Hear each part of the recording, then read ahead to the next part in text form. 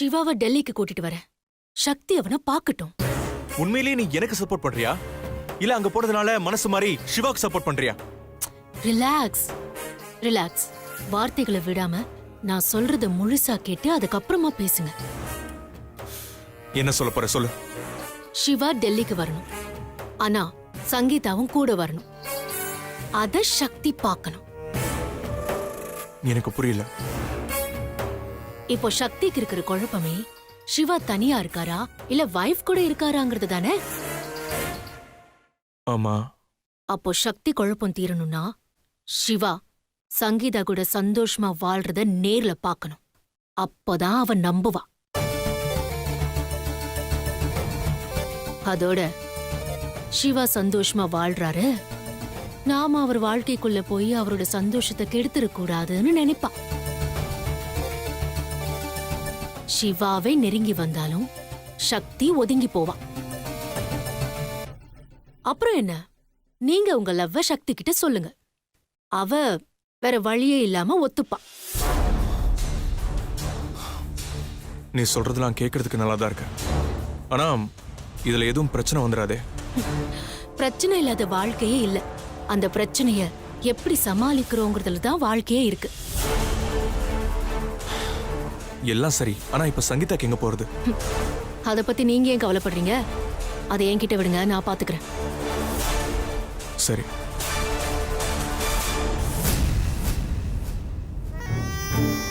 சங்கீதாவை எப்போ எங்க போய் கண்டுபிடிக்கிறது?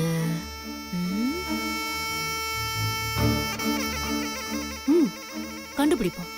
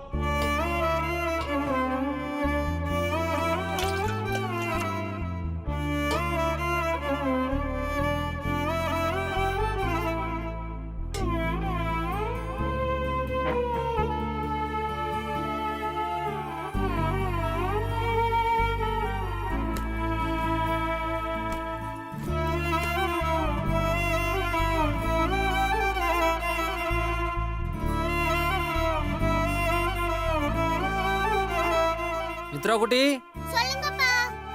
அப்பா ஆபீஸ் போயிட்டு வரேன்டா. ஓகேப்பா.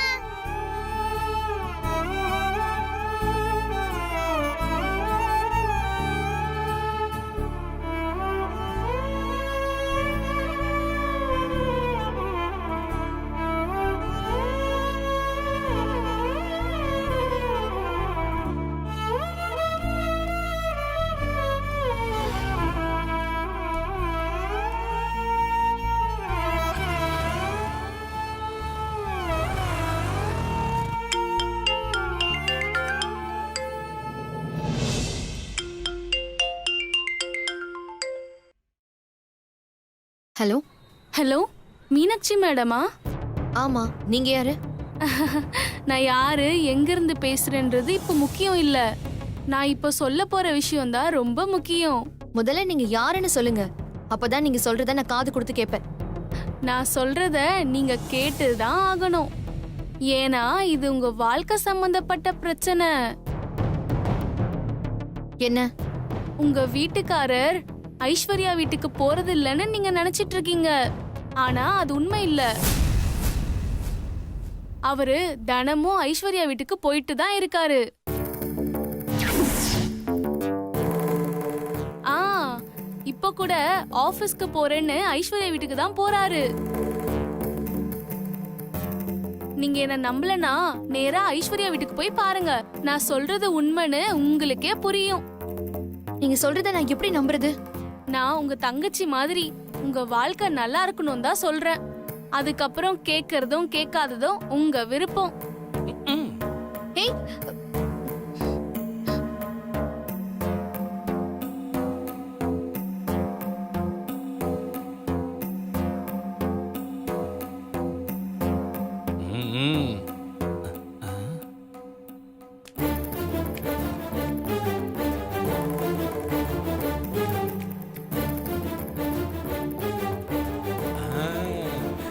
நம்பிட்டாங்க. ஆட்டோ. வலசரவாக்கம் லக்ஷ்மி நகர் போகணும். சரிங்க.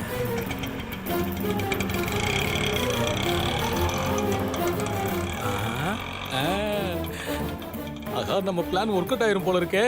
சூப்பர்.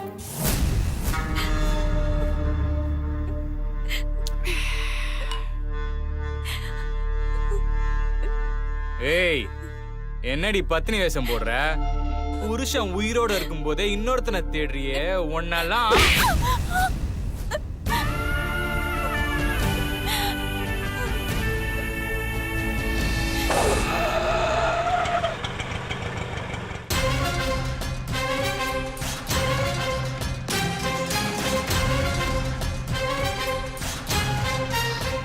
அப்போ நீங்க இன்னும் திருந்தாம திரும்பவும் இங்கதான் வந்திருக்கீங்களா? அப்படின்னா என்னை விட இவதான் உங்களுக்கு முக்கியமா போயிட்டா. உங்களை இன்னைக்கு என்ன பண்றேன்னு பாருங்க. அண்ணா கொஞ்சம் வெயிட் பண்ணுங்க. சரிங்க.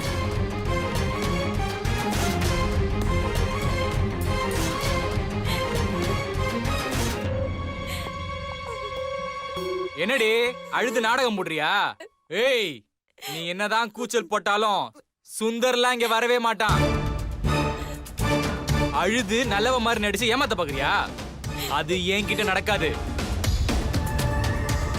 அந்த சுந்தர் வேணா உன் நடிப்புக்கு மயங்கலாம். ஆனா நான் ரொம்ப தெளிவான வண்டி. என்ன ஏமாத்த பாக்குறியா?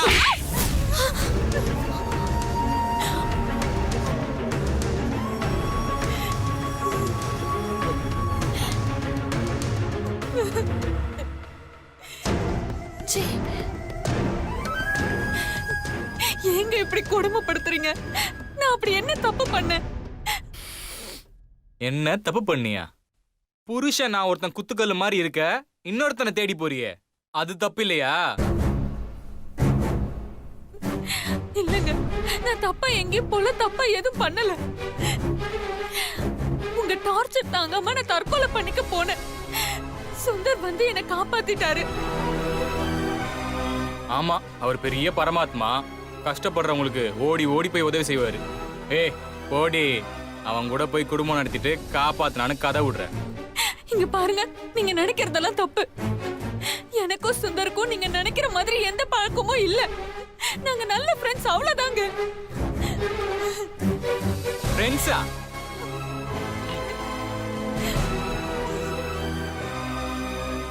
அப்புறம் எதுக்கடி அவனுக்கு வீடு எடுத்து கொடுக்கணும்?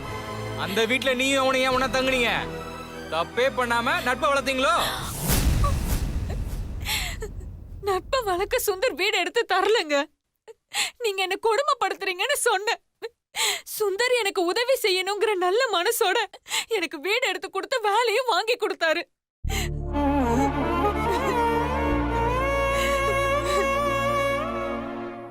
அடியே, எவனாவது காதுல கடுக்கன் போட்டிருப்பான். அவன் கிட்ட போய் சொல்லு இந்த கதைய. இதோ பாரு, பஞ்சும் நெருப்பும் பக்கத்துல இருந்தா பத்திக்க தான் செய்யும். இது காலங்காலமா சொல்ற டயலாகு, ஆனா உண்மையான டயலாகு. ஒரு பொண்ணும் ஆம்பளையும் வீடு எடுத்து ஒன்னா சேர்ந்து தங்குவாங்களாம், ஆனா தப்பே பண்ணாம பழகுவாங்களாம். இத நான் நம்பணும். போடி போடி. நீங்க நம்புங்க நம்பாதீங்க அது உங்க இஷ்டம். ஆனா சுந்தர் மீனாட்சி வாழ்க்கையை மட்டும் தயவு செஞ்சு டிஸ்டர்ப் பண்ணாதீங்க. நீங்களே போய் மீனாட்சி கிட்ட நான் சொன்னதெல்லாம் பொய்ன்னு போய் சொல்லுங்க. அவங்கள நிம்மதியா வாழ விடுங்க ப்ளீஸ். உன்னை கல்யாணம் பண்ணதுனால என் வாழ்க்கையே நிம்மதி இல்லாம இருக்கு. அத பத்தி உனக்கு கொஞ்சம் கூட கவலை இல்ல. ஆனா யாரோ மீனாட்சி சுந்தர் வாழ்க்கையை நினைச்சு கவலைப்படுற. நீ எல்லாம் ஒரு பொண்டாட்டியா? பொண்டாட்டிய நடத்தணுங்க. அவ மேல சந்தேகப்படக்கூடாது. அது மட்டும் இல்ல, அவங்க வேற யாரும் இல்ல. மீனாட்சி என்னோட சொந்த அக்கா. ஓ, பாசம் மலரோ?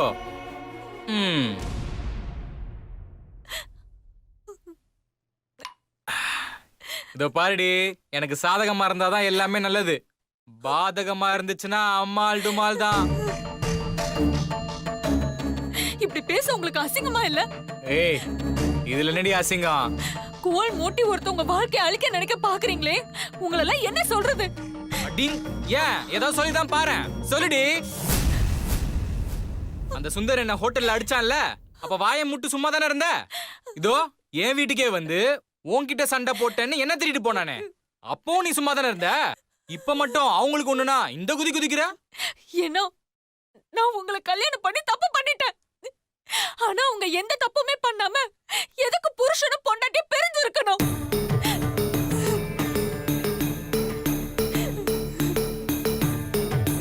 என் வாழ்க்கையில நிம்மதி இல்லாதப்போ அவங்க வாழ்க்கையில மட்டும் எப்படி நிம்மதி இருக்கலாம்? அதுக்கு தான் மீனாட்சி கிட்ட உன்னையும் சுந்தரையும் சம்பந்தப்படுத்தி அசிங்க அசிங்கமா பேசி போட்டு கொடுத்தேன். மீனாட்சி அதை நம்பி சுந்தர ஒதுக்கி வச்சிட்டா. இப்ப தெரியுது அந்த சுந்தருக்கு நான் யாருன்னு.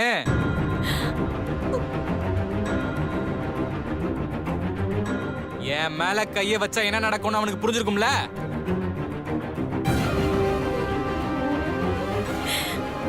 ஏய், என்னடி பாக்குற? நான் குடிச்சிட்டு பேசுறேன் மட்டும் நினைக்காத. நான் குடிச்சாதான் உண்மையே பேசுவேன். நீங்க தினமும் இப்படிதாங்க பண்றீங்க. நீங்களாவே இப்படி இருக்குமோ அப்படி இருக்குமோன்னு கற்பனை பண்ணிக்கிட்டு உங்களையும் வருத்திக்கிட்டு என்னையும் கஷ்டப்படுத்திட்டு இருக்கீங்க. உங்களுக்கு என் மேல சந்தேகம்னா என்ன கொன்னிடுங்க. தயவு செஞ்சு சுந்தரியும் மீனாட்சியும் விட்டுடுங்க.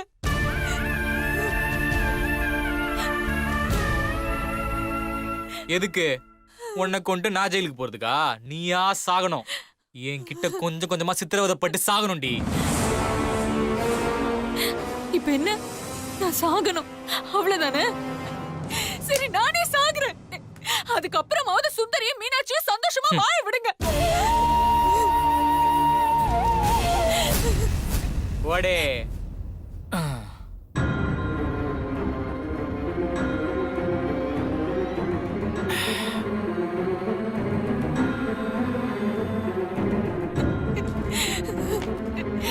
இத ஊத்திக்கிட்டு உங்க கண்ணு முன்னாடியே சாகுறேன். அப்புறமாச்சும் உங்களை சந்தோஷமா வாழ விடு. என்னடி பூச்சாண்டி காட்டுறியா? இப்படி எல்லாம் பண்ணா உன்னை நம்பிடுவேன்னு பாக்குறியா? நான் சாகுறேன் உங்க முன்னாடி.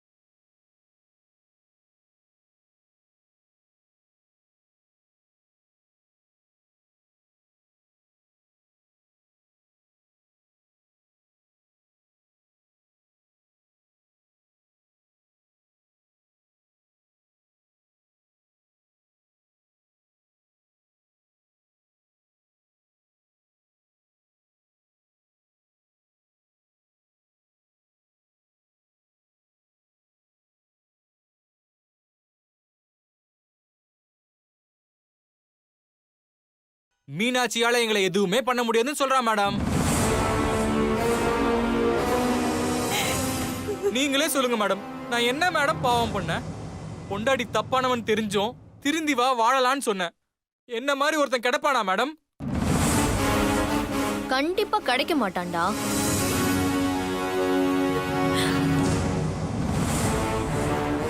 என்ன மேடம் டா போட்டு பேசுறீங்க?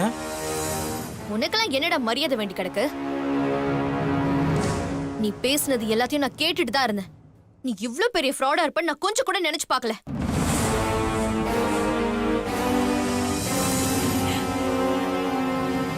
நீ சொன்னதை கேட்டு என் புருஷனையும் ஐஸ்வர்யாவை நான் சந்தேகப்பட்டேன்.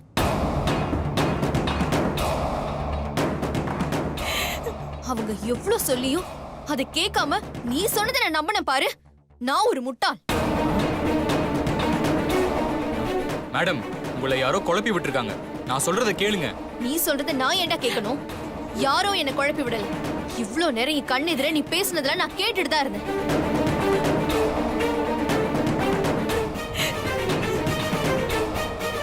ஒரு பொண்ணு நம்ம வீட்டுக்கு வரானா அவளை ஒரு தாயை போல நடத்தணும்.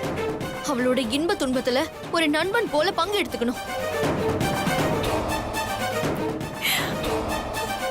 அவளுக்கு ஒரு பிரச்சனைனா தந்தை மாதிரி இருந்து அறிவுரை சொல்லணும். கட்டில்ல மட்டும்தான் அவளுக்கு புருஷனா நடந்துக்கணும்.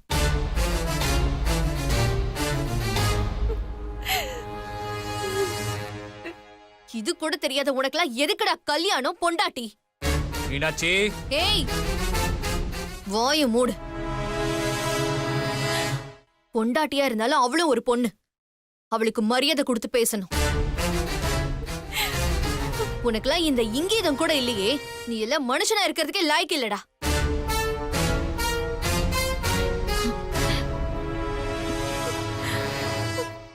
என்ன மன்னிச்சிடு ஐஸ்வர்யா.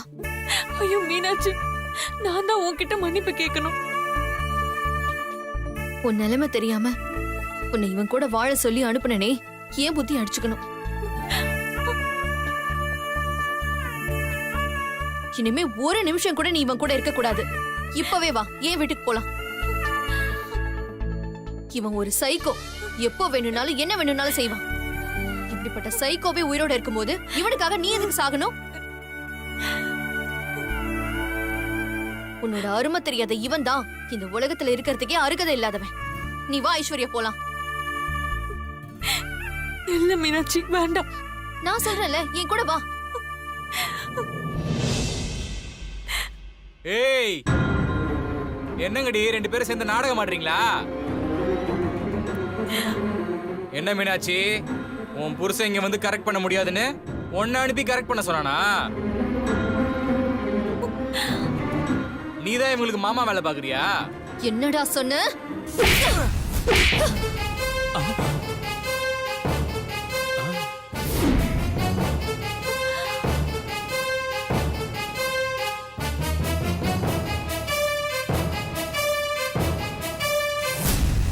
வார்த்தைய பார்த்து பேசு. என் புருஷனோட கால் தூசிக்கு கூட நீ வரமாட்டடா. அவரை பத்தி பேச உனக்கு அருகதையே கிடையாது.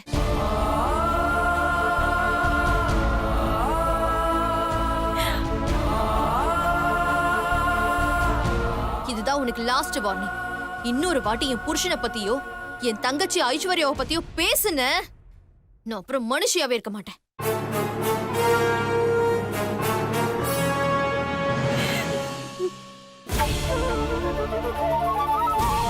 நீ வா ஐஸ்வர்யா.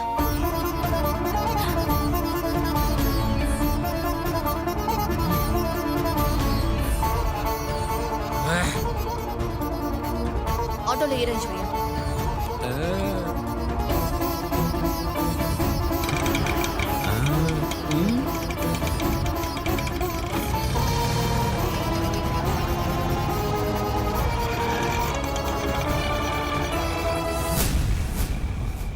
ரன்பீர், தம்பி பாஸ், நம்ம பிளான் எப்படி ஒர்க் அவுட் ஆச்சுன்னு பாத்தீங்களா? ரொம்ப தேங்க்ஸ் ரன்பீர்.